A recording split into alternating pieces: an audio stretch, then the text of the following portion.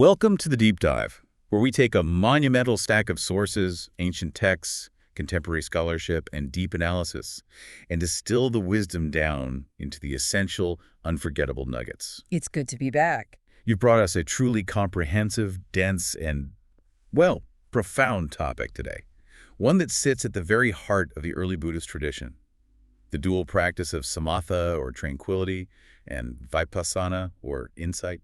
It's a foundational mission, truly. We are diving into the Pali Nikayas, the collection of early discourses, to understand precisely how these two qualities, serenity and wisdom, are meant to be developed and integrated. Right. Our goal is to move past the simple definitions you might find online and really place these practices within the larger transformative context of the path to liberation. Yeah. It's about, building a framework so robust that the concept of self can no longer hold together. Okay, let's unpack this journey.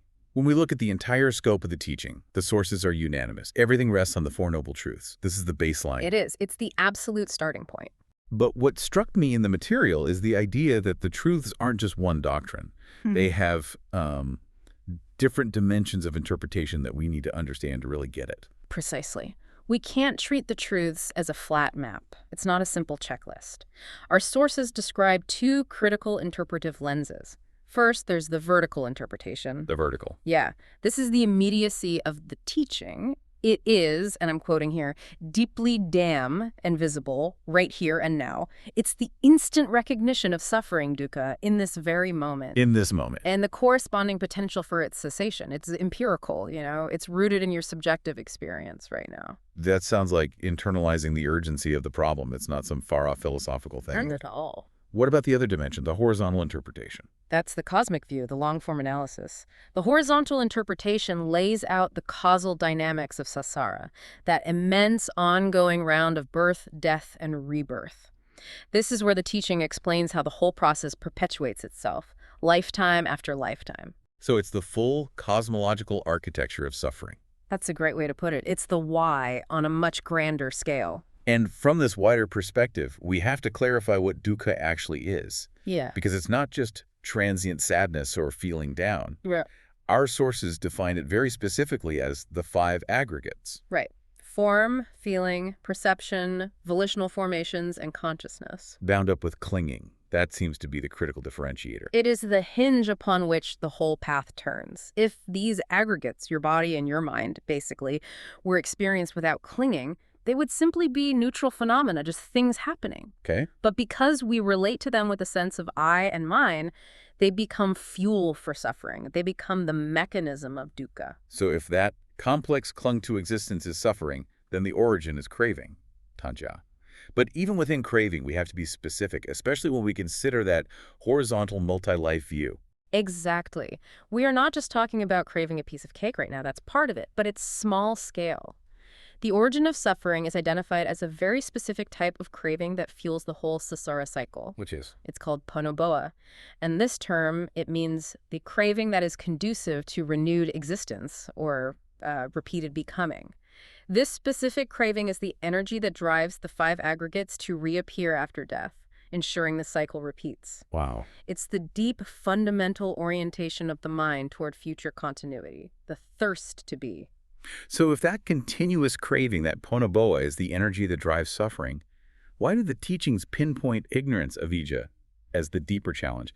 It seems like craving is the immediate action, but ignorance is the root. Because craving depends on ignorance. Craving is a symptom. Ignorance is the disease.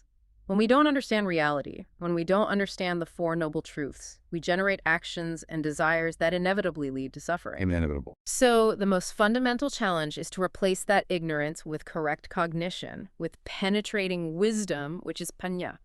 If you eliminate ignorance, the ground for craving just collapses. Let's zero in on this ignorance then.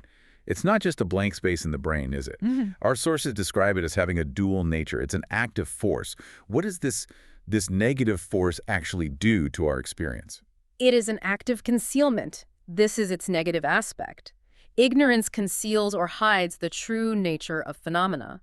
The texts call it anya, or unknowing. Think of it like a mental fog machine that's constantly running. Okay, I like that image. Because of this fog, We cannot see the three fundamental characteristics of existence: impermanence, suffering, and non-self, and we consequently fail to understand dependent origination. So, for example, if I'm in a relationship and I just assume it will last forever and I structure my entire emotional life around that certainty, that's ignorance, actively concealing the characteristic of impermanence, right? Exactly. The mind projects stability where there is just constant flux. Precisely. That projection of permanence, that idea that I am solid, this relationship is eternal, this job defines me, that's the act of concealment at work. It prevents us from seeing the raw reality of change and conditioning. Because we did see it. If we saw that everything is rapidly arising and passing away, the foundation for clinging would dissolve. What would you even cling to? Which brings us back to the solution. Wisdom, Panya. But my mind is usually scattered, distracted, leaping from one thought to the next. Or most people's are. And simply will penetrating wisdom into existence. So how do we create the conditions for clear sight? You've hit on the central dilemma of practice. Wisdom can only arise when the mind has acquired the stability necessary to focus closely and remain steadily concentrated on its object. Okay. This capacity for single-pointed focus is samadhi, or concentration. Trying to gain insight with a distracted mind is, as you said earlier, like trying to read fine print on a wobbly surface. It's impossible. That's where the training comes in. We undertake the training in samatha, tranquility, to cultivate that stability. This process draws the scattered, distracted mind inward, Enabling it to settle down, quiet itself, and become still and observant of whatever object we give it. and this framework is beautifully nested within the larger threefold training context. Samadhi, which is the product of samatha, is the second field of training, designated as the higher type of mind. But we can't skip step one. No, you can't. Step one being the moral foundation, sila, the precepts. Why is morality so non-negotiable? Why can't someone just jump straight to concentration? I feel like a lot of people want to. A lot of people do.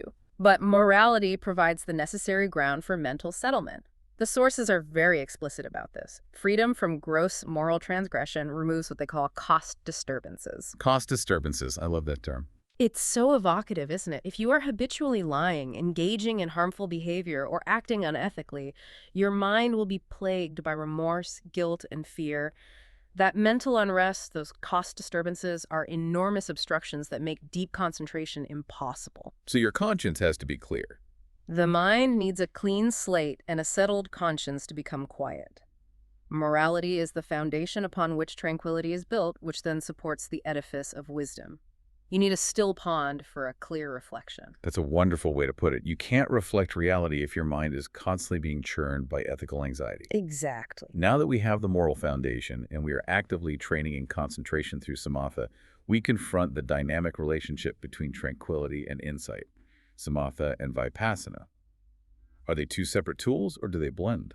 They are deeply interwoven. While the texts allow for the theoretical possibility of developing one before the other, the general emphasis in the Pali discourses is on developing both. They're essential, interrelated qualities of the path, often described as necessary partners, like two wings of a bird. Let's first look at the benefits of samatha alone. We've achieved deep concentration. What's the immediate practical payoff of that? The initial benefit of strong concentration is the temporary abandonment, the suppression of the 5 hindrances. These include sloth, ill will, restlessness, doubt, and crucially, sensual desire, kamaraga. So the mind just gets too quiet for them. The mind is developed into such a profoundly absorbed state that lust simply cannot arise. It has no room. But it's really important for you, the listener, to internalize that word.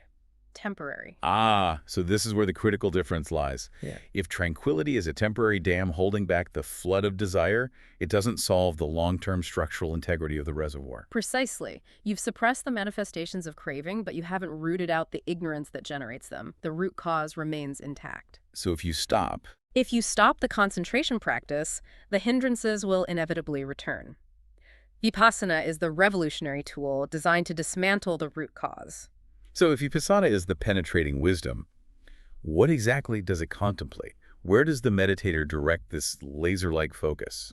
To gain liberating insight, one must direct attention to the raw, conditioned phenomena of experience, the aggregates, the sense bases, the elements, and view them through the lens of the three marks. Impermanence, suffering, and non-self. Exactly. The meditator can choose one mark as their primary focus, say impermanence, knowing that if they see constant change, the characteristic of non-self and suffering will naturally follow. Oh, interesting. So you don't have to tackle all three at once. No. Or you can move sequentially. Seeing change impermanence leads to seeing unsatisfactoriness suffering, which then leads to seeing the lack of any inherent self. This brings us to a fascinating text that addresses this sequence directly, the Yuganada Sutta. The title itself, Yuganada, means yoked together. It does. And this sutra presents four distinct ways tranquility and insight can combine, which shows tremendous flexibility in the early tradition. It's a crucial text because it refutes any rigid, one-size-fits-all model of meditation. And the first model presented is perhaps the most counterintuitive, given the general instruction to stabilize the mind first. That is serenity, preceded by insight, Vipassan Pubagama Samathan. How does that even work? How does the path start with wisdom and end up with tranquility? This model starts with direct, minute contemplation of the body and mind phenomena exactly as they are occurring in the present moment. So instead of fixing the mind on a single conceptual object. Like a colored disc or the feeling of metta. Exactly. Instead of that, the meditator observes the raw flux, the physical sensation of the breath rising and falling in the abdomen, the touch points of the body, or the rapid arising and passing away of thoughts and memories. So the attention is intensely focused on change itself. Yes, the mind stabilizes because the focus is so finely tuned to the current reality. By watching the rapid arising and dissolution of phenomena, the constant impermanence, the meditator develops insight immediately. So the stability. The stability, the samadhi, develops along with the insight, based on the non-reactive observation of change. It's a kind of spontaneous stability arising from intense observation, a ground-up approach. Compare that with the more classic second model. Insight preceded by serenity, Samatha Pubagama Vipassana.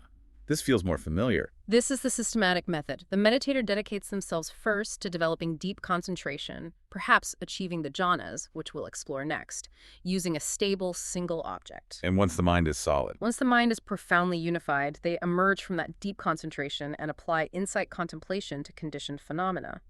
The power of that deeply concentrated mind makes the penetration of the three marks far more powerful and sustained. It's like using the concentration as a high-powered lens. Then we have the third approach, the one referred to as yoked together, Yuganada. The text suggests combining both qualities, perhaps even simultaneously. The simultaneous combination is the ideal representation of Yuganada. However, even the early commentarial tradition kind of struggled to articulate what truly simultaneous development looked like. It's hard to get your head around. It is. A common interpretation is that it involves a kind of rhythmic alternation. Yeah. You enter jhana, you emerge to develop insight, and then you re-enter jhana. So you're using the concentration to fuel the wisdom and the wisdom to deepen the concentration. So they're feeding each other constantly. Exactly. It prevents the mind from becoming too absorbed in bliss, which is the danger of pure samatha, or too sharp and potentially unstable, the danger of pure, dry vipassana. And the fourth model is perhaps the most fascinatingly paradoxical. The path arising from restlessness about the Dharma. The mind is seized by this spiritual or intellectual agitation and then suddenly becomes internally steady, composed, unified, and concentrated. It is puzzling, but it offers a profound insight into the psychology of awakening. This restlessness is not mere frustration. It is a profound discontent with the current state of knowledge or practice, coupled with an intense aspiration for liberation. So it's a kind of holy dissatisfaction. You could say that. When that agitation reaches a peak, the mind's intense focus on the ultimate goal can, under the right conditions, spontaneously snap into unification. The desire for truth itself becomes so powerful that it overwhelms all other mental factors and collapses into profound concentration. And that leads immediately to the path. Yes. So if we look at all four models, the systematic, the experiential, the alternating, and the spontaneous, what is the central conclusion for the listener who's just starting out? The conclusion is flexibility and individual suitability. The teachings clearly show that there is no one immutable sequence. The path is deeply interrelated. Tranquility and insight can be combined, practiced sequentially in either order, or even arise spontaneously. So find what works. Find what works. The key is to recognize that they are two sides of the same coin. You need a still mind to see clearly, and seeing clearly is what truly stills the mind permanently. Whether samadhi arises spontaneously or systematically, the path invariably leads to exploring the depths of mental absorption, the jhanas. Why are the jhanas, these deep states of concentration, so essential to the path? Well, the power of jhana is its experiential transformation of value. The subjective experience of this deep concentration is described as exceeding anything possible in the sensory world. Anything. Anything. And this realization is crucial because it leads to disenchantment with lesser types of happiness.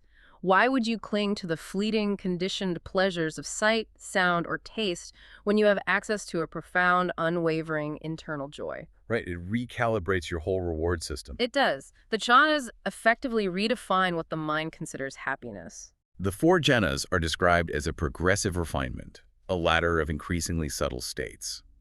How does a meditator actually climb this ladder? It sounds less like falling into a trance and more like a focused analytical ascent. It is entirely analytical. Moving from one jhana to the next requires the meditator to perform a deep analysis of their current mental factors. In the first jhana, for example, there are 5 components, including applied thought, vitakka, and sustained thought, vikka. Thinking and reviewing. Right. The meditator realizes these factors of thinking and reviewing are still coarse. They prevent true deep stillness. They then intentionally cultivate the conditions that allow those factors to be dropped, moving into the second jhana, which is born of unification and free from all that thinking. So the movement is based on discovering what needs to be left behind, rather than just forcing the next state. Absolutely. This analytical process is what connects samatha back to vipassana. The Buddha's great discovery was not the existence of jhana, which was known to non-Buddhist ascetics, but this method of progressive refinement, using analytic wisdom to isolate and discard the remaining coarse factors of the mind.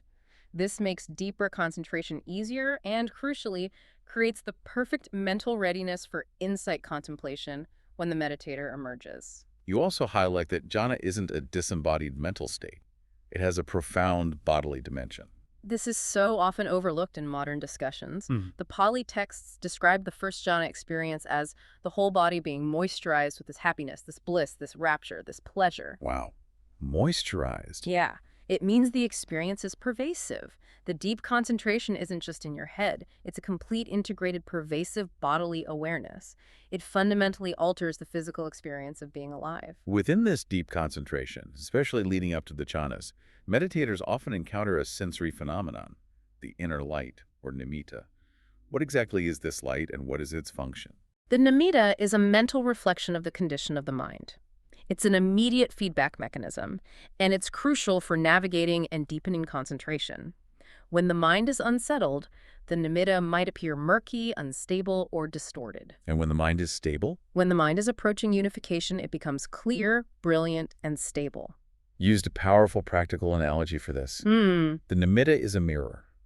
Let's spend some time on that, because the experience of a luminous light can be very distracting or, lead to conceit. That's the exact danger. If you look in a mirror and see that your face is dirty, you don't start scrubbing the glass. You clean your face. Right.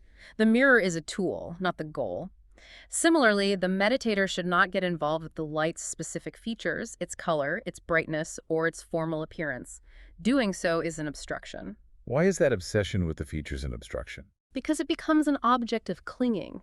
The mind thinks, I created this beautiful light, I must hold on to it. That conceit, that longing, or that mere fascination with the light's form pulls the mind away from the true object of concentration. Which is the state of mental unification itself. Precisely. The nimitta should simply be used to gauge the quality of the mind's attention. If the light is stable and brilliant, the mind is ready to go deeper. If it flickers, the mind needs calming. The focus must always be on the underlying mental state, the face, not the fleeting reflection, the mirror. That helps explain why so many powerful meditation experiences can lead to a fall. It's the attachment to the positive feeling, not the sustained attention to the root causes. Absolutely. And this becomes exponentially important as we move beyond the 4 material jhanas into the formless attainments, arupa jhanas. Infinite space, infinite consciousness, nothingness, and neither perception nor non-perception. Yes. These sound like ultimate liberation, yet they are still extensions of samatha. How they differ from the material jhanas? They represent a profound deepening of concentration achieved by refining the meditative object itself, letting go of all traces of materiality. The meditator focuses on the concept of space, then on the consciousness that experiences that space, and so on. This leads to states of extraordinary mental imperturbability. The mind becomes incredibly still, expansive, and subtle. And this leads us directly to the supreme danger of clinging. If you have achieved the sphere of neither perception nor non-perception, a state so subtle it seems almost identical to nirvana, how can it still be an obstacle? Because it is still a conditioned state. It was created by an action of the mind. Anything that is conditioned is impermanent. The trap is mistaking this profound, sublime equanimity for final liberation. So you think you've arrived, but you're just at a very nice scenic overlook. A very, very nice one. But if the meditator delights in this state, welcomes it, or holds to it, they are clinging to a refined form of existence. The teachings state clearly that a monk who clings to this state, delighting in that equanimity, will certainly not attain final nirvana. The ultimate goal is not to attain a perfect state, but to transcend all conditioned states, no matter how subtle or beautiful they are. It's the last, most beautiful distraction before true freedom. That shift from attainment to letting go is the ultimate insight. It is everything. That transition away from clinging to even the most sublime states brings us squarely into the realm of wisdom and the analysis of existence itself, emptiness and non-self. When we look at dependent arising, what is the crucial relational dynamic that dismantles the idea of an independent self? The texts emphasize the reciprocal conditioning between consciousness, vinya, and name and form, namarupa. Name and form refers to the physical body and the psychological factors, feeling, perception, and so on. The psychophysical organism. Right. And consciousness is the awareness that mediates experience. They are inseparable components of individual experience, and they lean on each other for existence. And what happens if we try to pull one out? The classic simile is two bundles of reeds standing upright in an open space, leaning on each other. If you take out the bundle representing name and form, the body and mental factors, the other bundle, consciousness, just collapses. It can't stand on its own. And if you take out consciousness, the structure of the aggregates, name and form, collapses as a composite functional entity. That is a powerful illustration. It means that if I try to locate where the self exists, in my body, my feelings, my awareness, it's like grabbing just one reed and the whole provisional structure immediately falls apart because nothing stands on its own. Exactly. Neither consciousness nor name and form has independent existence. They are mere composite bundles depending entirely on each other. This is the ultimate deconstruction of the belief in a solid, enduring being. That's the theoretical insight. How do we bring that radical emptiness, that non-attachment, down into the chaos of sensory input in daily life? The sources offer the powerful, brief Bahá'í instruction. The Bahá'í instruction is perhaps the most direct application of emptiness. Bahá'í was a monk seeking teaching, and the Buddha gave him a radical, immediate instruction. The goal is to remain with pure awareness, avoiding the mental reactions, judgments, and proliferations that usually follow sensory input. So, in the scene, there will be just the scene. Right. And similarly for what is heard, felt, tasted, smelled, or cognized. In a modern context, imagine you are looking at a screen. The act of seeing is primary, but immediately the mind layers in, I like this, I dislike this reminds me of that time, I must acquire this. All that mental chatter. All that chatter is the proliferation that creates the illusion of a self standing behind the senses, judging the input. And the Bahá'í instruction cuts that off at the root. You remain with the raw, pure act of experiencing the seeing, and thereby avoid taking a stance on the senses themselves, their objects, or the consciousness that mediates them. The moment you avoid the reaction, you avoid creating the I that is involved in the experience. Successful practice of this instruction means cultivating a mind that doesn't generate identification or conceit from any sensory input. It's radical non-participation in the ego's commentary. If the Bahá'í instruction is the sudden, sharp application of emptiness, the gradual entry into emptiness described in the Kusunyata Sutta seems to be the methodical, slow-burn approach. This is a meditative progression, not just a philosophical concept. It is a profound, step-by-step methodology for realizing supreme emptiness, and the core dynamic is critical. The meditator must constantly discern what an experience is empty of, while simultaneously recognizing what it is not empty of. Okay, that's a subtle but important distinction. It is. This technique ensures they move past the current state without clinging to it. Can we trace that trajectory? Where does the meditator begin and where do they go? You start with a tangible environment.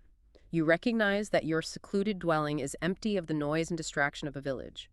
But it is not empty of monks, Or perhaps the mental perception of the walls or the earth element. So you're refining your focus. You leave behind the coarser perception, the village, to focus on the subtler one.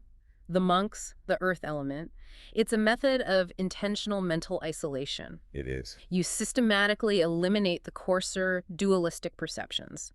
The meditator progresses by leaving behind the perception of the forest and people to focus only on the earth element, then leaves the earth element to focus on the unitary perception of infinite space, and progresses upward through the formless attainments. So you keep letting go of the container to focus on what's contained and then let that go too. Exactly. Each stage is recognized as being empty of the previous coarser stage, but not empty of its current highly refined object. And this means that even after achieving those profound, vast arupa jhanas, the progression is not complete. What is the very final step in realizing supreme, liberating emptiness? The final crucial step is recognizing that even the most sublime, refined states, the formless attainments and the associated signless concentration, are still conditioned. They are products of the mind, and therefore they are impermanent. There it is again, impermanence. The meditator must let go of the idea of attaining or holding on to any state, no matter how elevated. That ultimate letting go. That final surrender leads to supreme emptiness, which is the unconditioned liberation of the mind through the eradication of the influxes, sensual desire, the desire for continued existence, and ignorance. The whole trajectory, this entire gradual process, serves one ultimate purpose: the complete and absolute giving up of all notions of I, me, and mine. That surrender is liberation. That's it. We've moved from the high-level analysis of samsara and the subtle architecture of jhana down to the ultimate insight of emptiness. Now let's anchor this radical wisdom back in the most tangible, accessible practices, the satipatthana, or the foundations of mindfulness. We begin with the most grounding practice, mindfulness of the body, kaigatsati. This practice is critical because the body is always present. It provides a constant, stable anchor that is not easily lost, unlike subtle thoughts or emotional states. Kayagatasati cultivates a receptive, open, and continuous awareness of the whole physical form, even during daily activities. The sources illustrate the need for this continuous awareness with a powerful visual, the simile of sustained balance. Yes. Imagine you're walking through a crowd carrying a container full of oil in your head. You must maintain perfect, unwavering balance and attention so that you do not spill a single drop. I can feel the tension just thinking about it. Right. That constant centering attention, integrating the body into your awareness as you move and act, perfectly illustrates the necessary role of whole body awareness. It's not just about sitting meditation, it's about making mindfulness a continuous, active presence. The practice then shifts to specific ways of viewing the body, starting with the contemplation of anatomy. This seems designed to shock us out of our habitual attraction and repulsion. Absolutely. The core goal here is to achieve neutrality. The texts provide a list of body parts, including those we find attractive like hair and skin, and those we instinctively find repulsive, pus, bile, phlegm. The meditator must view all these parts with the same impartial attitude. It's forcing the mind to step outside of culturally conditioned aesthetic judgments. Right. Think of the simile used in the text. Examining various grains, rice, barley, wheat, beans. When you look at grains poured out on a tray, you see distinct items, but you don't feel attraction or disgust toward them. You just see parts. You just see parts. The contemplation of anatomy uses this impartial lens to dismantle the illusion of the body as a desirable, solid, permanent entity, transforming it into a collection of neutral components. That leads naturally into the contemplation of the elements, which further strips away the sense of me. Here, the meditator deconstructs the body even further, moving away from viewing it as one compact unit that is mine, and seeing it instead as merely a combination of the four basic qualities: earth, or solidity, water, cohesion, fire, temperature, and wind, motion, or support. The sources seem to emphasize the wind element in particular. They do. The continuous, subtle motion of the body, the internal movements. Realizing that continuous, subtle movement must immediately serve as a pointer back to impermanence and the empty nature of the body. It does. It shows that the body is a dynamic, unstable process, not a static possession. And for many practitioners, the most emotionally challenging part of Kayagatasati is the final contemplation, facing mortality through the cemetery constellations. It's powerful. Why is comparing one's present living body to a corpse being devoured or burned considered so integral to liberation? It sounds like it could induce despair or morbidity. The intention is precisely the opposite of despair. It is not about self-deprecation or generating fear. It is a powerful confrontation designed to help the meditator directly face the inevitable, undeniable fact of death. The crucial reflection is, the present body of mine is also like this. It is of the same nature and cannot escape this fate. It integrates mortality. By integrating mortality, by acknowledging that death is an integral part of existence, the meditator is forced to be fully present and non-clinging in the current moment. When you truly realize the futility of clinging to what will inevitably decay, your perspective shifts profoundly. It is a practice of ultimate realism. Moving from the body, let's transition to the practice that often forms the bridge between samatha and vipassana, mindfulness of breathing, apanasati. This practice is structured into 16 steps, linking the body, feeling, mind, and dhammas, or phenomena. Anapanasati is a comprehensive roadmap. It shows how satipatthana seamlessly contributes to both deep concentration and liberating wisdom. It starts with the most basic observation and ends with the deepest insight. In the first tetrad, which focuses on the body, the fourth step is calming bodily activity. For many listeners, that suggests trying to stop the breath entirely. What did the sources clarify this instruction to mean? This is a crucial clarification. The instruction does not imply forcing the breath to cease, which only happens naturally in the fourth jhana. The continuity of breath awareness is maintained. So what does it mean? Calming bodily activity refers to a progressive process of reducing physical tension and restlessness. The meditator breathes in and out, relaxing the shoulders, the face, the stomach, calming activity rather than stopping the function. This physical relaxation naturally precedes the mental experiences of rapture and happiness described in the subsequent tetrads. That makes perfect sense. It's an instruction for progressive relaxation that paves the way for deeper stability. And the culmination of the 16 steps is found in the fourth tetrad, focused entirely on pure insight, or dhammas. Yes, this final stage is pure vipassana. It begins with the contemplation of impermanence, seeing everything as rapidly changing. This leads to the contemplation of dispassion, seeing phenomena move away and disappear without attachment, and then cessation, seeing the ending prominently. And the final step. The entire practice culminates in the factor of letting go.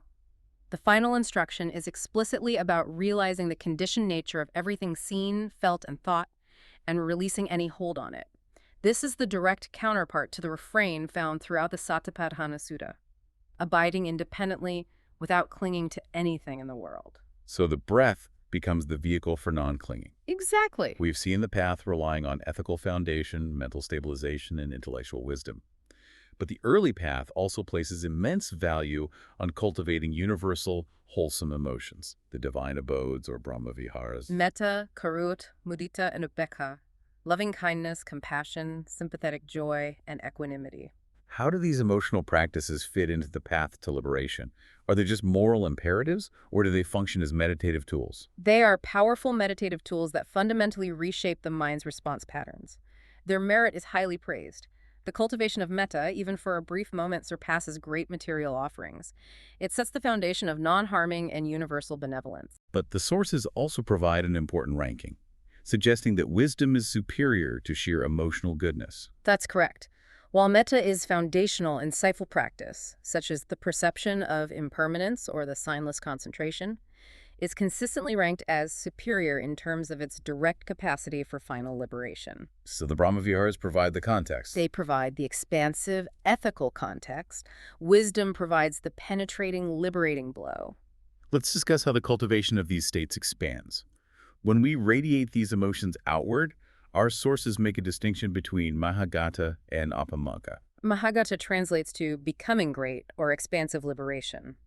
This refers to a temporary achievement where the mind pervades a limited area, a village, a forest, a country, with the meditative object. It has boundaries. Whereas the true nature of the Brahma-viharas is boundless. Yes, apamata is achieved through radiation in all directions, without confine or measure. The mind not only pervades a measurable space, but becomes totally unbounded, universalizing the quality of loving kindness or compassion to all beings equally. This boundless mental posture removes all residual partiality, which is crucial for realizing deep equanimity. And what is the immediate transformative power of these emotions? They function as direct antidotes to specific unwholesome states, giving the meditator a practical way to fight mental toxicity. That's their immediate benefit. Metta, loving kindness, counters ill will and anger. Karun, compassion, counters cruelty. It's the active wish for the alleviation of suffering. For example, seeing a sick person and wishing their predicament were lessened. And mudita. Sympathetic joy. It counters envy, jealousy, and discontent, or arati. Sympathetic joy is often the hardest because it requires genuinely delighting in the success of others. It requires recognizing the unwholesome quality of envy and consciously cultivating the opposite. Finally, upekkha, equanimity, is the antidote to lust and aversion, leading to profound mental balance. Equanimity is the capacity to hold experiences without emotional bias, which is the necessary prerequisite for achieving deep insight. What's fascinating is how these practices, rooted in emotion, can actually ascend the ladder of concentration.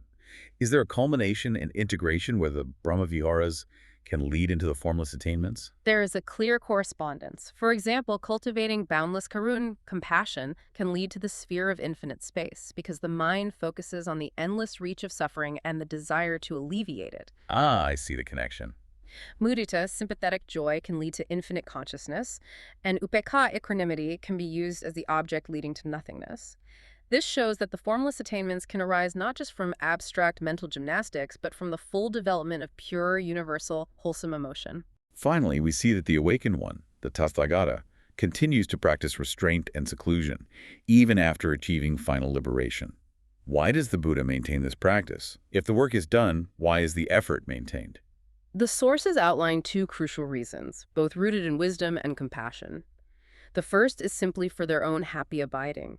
It is the natural, appropriate, and pleasurable expression of being awakened, delighting in quiet, secluded, and silent places. And the second reason? The second reason connects back to the Brahmaviharas, compassion for later generations. The continued practice of seclusion and restraint sets an undeniable, living example for others to emulate. It teaches that proper conduct and attention are integral aspects of the path, not just tools to be discarded upon enlightenment. We have journeyed through the entire structure of the early past today, moving from the cosmological problem of ponobha and ignorance to the practical application of body mindfulness and the boundless cultivation of the heart. The synthesis, for you, the listener, must be clear. The essential path demands the seamless integration of samatha, the stable, concentrated mind, and vipassana, the penetrating wisdom that sees the three marks. It all has to work together. All of this practice, every meditative momentum, is fundamentally aimed at dismantling ignorance, avidya, and achieving the ultimate goal of non-clinging, the radical letting go of self. Before we close the books on the content, there's a vital meta point you raised about the sources themselves that is crucial for any learner approaching these ancient texts. Yes. Understanding the sources themselves and their context. Yes. When engaging with the Pali discourses, one must adopt a systematic approach, recognizing that no single sutta contains the entire picture. Each text is merely a snapshot, often tailored to a specific individual or circumstance. Right. Trying to extract a passage out of context to support a preconceived idea is the primary risk of misinterpretation in early Buddhist studies. You need to gather the whole picture across dozens of snapshots. And when comparing parallel versions, Pali, Chinese, Tibetan, we find natural variations. What does this tell us about the history of the texts? It reveals the profound dynamics of a long, communal oral transmission. These texts were recited, not read, for 4 centuries before being written down. Differences found between versions are the expected, natural results of this process. So they weren't just memorized word for word like a machine. No. Reciters, understanding the deep meaning, would sometimes express the same meaning, using slightly different words, or occasionally blend the line between the original discourse and subsequent explanatory commentary or illustrative stories. This realization is crucial. The tradition was robust but fluid. It encourages a critical yet trusting engagement with the Dharma as a living, inherited body of knowledge. That reframes the entire study, moving it from decoding a fixed ancient code to engaging with a dynamic historical tradition. Indeed, it keeps the teachings alive and adaptable without sacrificing their core integrity.